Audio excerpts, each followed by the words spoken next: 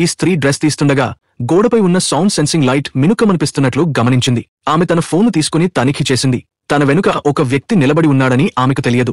ఆ వ్యక్తి నెమ్మదిగా వెనక్కి వెళ్లి ఒక గొడ్డలిని తీసుకున్నాడు.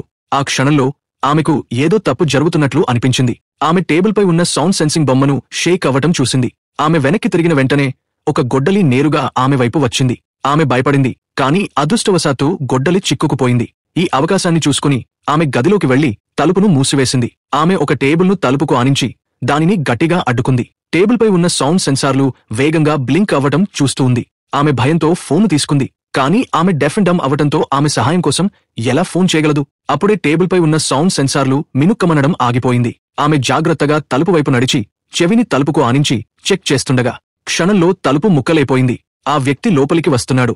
ఆలోచించడానికి సమయం లేక ఆమె కిటికీ ఎక్కి దూకింది. కాని ఆ వ్యక్తి ముందుకు దూసుకొచ్చి ఆమె జుట్టును పట్టుకున్నాడు. ఆమె తన పూర్తి శక్తితో పోరాడింది. చివరికి ఆమెను వదిలేశాడు. దీనితో ఆమె కిటికీ నుండి పడిపోయింది. ఆమె సురక్షితంగా దిగింది. నొప్పిని పట్టించుకోకుండా ఆమె లేచి జనసమూహం ఉన్న ప్రాంతం వైపు పరిగెత్తింది. సహాయం కోసం నిరాశగా వెతికింది.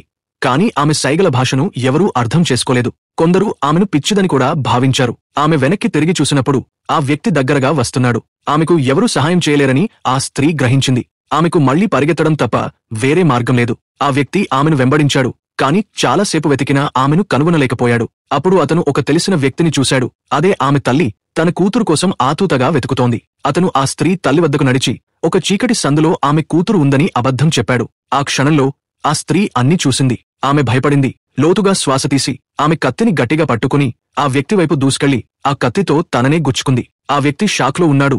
ఆ స్త్రీ వెనక్కి తూలుతూ ఆమె బట్టలు రక్తంతో తడిసిపోయాయి. ఆ వ్యక్తి తన చేతుల్లో ఉన్న ఆయుధాన్ని చూశాడు. అప్పుడు అతనికి నిజం అర్థమైంది. ఆ క్షణంలో దూరంగా పోలీసు సైరన్లు గట్టిగా మోగాయి. అధికారులు వచ్చి అతనిపై తుపాకీలు గురిపెట్టారు. ఆ స్త్రీ వ్యంగ్యంగా నవ్వుతూ అతను తన ఉచ్చులో చిక్కుకున్నాడని చూసింది. కోపంతో ఆ వ్యక్తి ఆమె వైపు దూసుకెళ్లాడు.